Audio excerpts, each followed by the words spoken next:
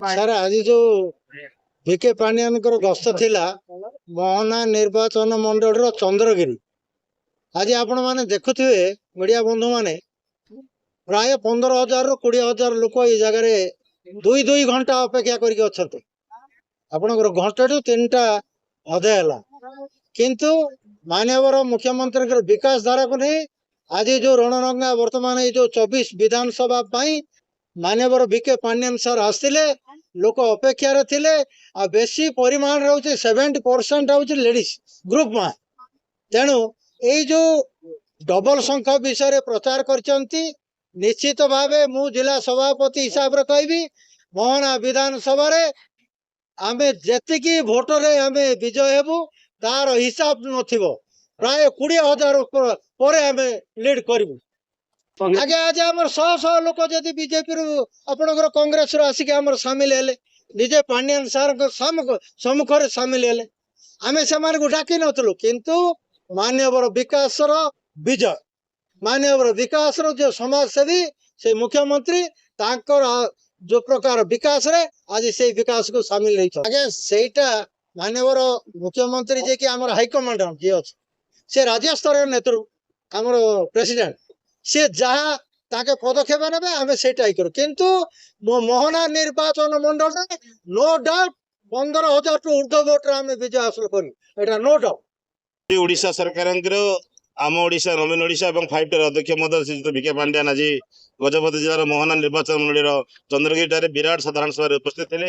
ତାଙ୍କ ସହିତ ବ୍ରହ୍ମପୁର ଲୋକସଭା ପ୍ରାର୍ଥୀ ଶ୍ରୀ ଭୃଗୁପସ୍ୱତରାମ ମହୋଦୟ ଏବଂ ମୁଁ ବିଧାନସଭା ପ୍ରାର୍ଥୀ ଅନ୍ତର୍ଯାମୀ ଗମାଙ୍ଗ ଏବଂ ହଜାର ହଜାର ସଂଖ୍ୟାରେ ବିଜୁ ଜନତା ଦଳର 4ଟି ବ୍ଲକର ସାଧାରଣ କର୍ମୀ, ସାଧାରଣ ଜନତା ଏବଂ ବିଜୁ ଜନତା ଦଳର ସମସ୍ତ କାର୍ଯ୍ୟକର୍ତ୍ତାଙ୍କ ଉପସ୍ଥିତିରେ ଆଜି ବିରାଟ ସାଧାରଣ ସଭା ଅନୁଷ୍ଠିତ ହୋଇଛି। ଏଥିରେ ଆପଣ କେତେ ଉତ୍ସାହ ଲୋକ ଅନୁଭବ କରୁଥିଲେ, ଲୋକ ବିରାଟ ପଟରେ ସମ୍ବର୍ଦ୍ଧନା କରୁଥିଲେ। ଆପଣ ଅନୁମାନ କରିଥିବେ ଯେ ନିଶ୍ଚିତ ଭାବରେ ଏଥର ବିଜୁ ଜନତା ଦଳ ମୋହନା ନିର୍ବାଚନ ମଣ୍ଡଳୀରେ ଏକ ବିରାଟ କାଇ ବିଜୟ ହାସଲ କରିବ, ଏଥିରେ ଦ୍ୱିମତ ନାହିଁ। ମାନ୍ୟବର ମୁଖ୍ୟମନ୍ତ୍ରୀଙ୍କର ବିକାଶ ଦେଖୁଛନ୍ତି ଆପଣ, ନିରନ୍ତର ବିକାଶ, ପ୍ରଗତିର ବାର୍ତ୍ତା ଘରେ ଘରେ ପହଞ୍ଚୁଛି, ଗାଁ ଗାଁରେ ପହଞ୍ଚୁଛି। ଏ ନିଶ୍ଚିତ ଭାବରେ ଏଇ ଚଳିତ ନିର୍ବାଚନରେ ବିଜୁ ଜନତା ଦଳ ବିଜୟ ହାସଲ ହବ। ବାସ୍ତବ କଥା, ସେମାନେ ଯଦି ଅପରାଧୀ ହେଇଥିବେ, ଯଦି ଆମ ଅଧ୍ୟକ୍ଷ ମହୋଦୟ ଯଦି କହିଥିବେ ବାସ୍ତବିକ କଥା, ତେଣୁ ଏଥିରେ ଦ୍ୱିମତ ନାହିଁ। ଦେଖନ୍ତୁ, ନବୀନ ବାବୁଙ୍କର ସ୍ୱପ୍ନକୁ ଯଦି ଆମେ ପୂରଣ କରିବାର ଅଛି କହିଲେ, ତାହେଲେ ଆମେ ସମସ୍ତେ ବିଜୁ ଜନତା ଦଳରେ ଯୋଗ ଦେବାର ଆବଶ୍ୟକତା ଅଛି। କଂଗ୍ରେସରୁ ଆସି ମୁଁ ଯଦି ବିଜେଡିରେ ଆଜି ଯୋଗ ଦେଲି ଏଇଥିପାଇଁ, କଂଗ୍ରେସରେ ଗୋଟେ ସ୍ୱାଭିମାନ ନାହିଁ। କଂଗ୍ରେସରେ ଗୋଟେ ଯାହାକି କହିବେ ଯେଉଁମାନେ କର୍ମୀ ହଉ ୟା ଭୋଟର୍ସ ହଉ, ସେମାନଙ୍କ ପାଇଁ ଗୋଟେ କୌଣସି ପ୍ରକାରରେ ତାଙ୍କୁ ସଠିକ ଭାବରେ ବ୍ୟବହାର କରାଯାଏ ନାହିଁ। এইটা হচ্ছে আপনার জাঁথিবে, ইয়ে হচ্ছে মোহনা নির্বাচন মন্ডলী হচ্ছে খ্রিস্টান বহুল নির্বাচন মন্ডলী। দেশ স্বাধীন হলা ঠার আজ পর্যন্ত কংগ্রেস দল গোটে খ্রিস্টান ক্যান্ডিডেট কু এটি টিকেট দেই নাই।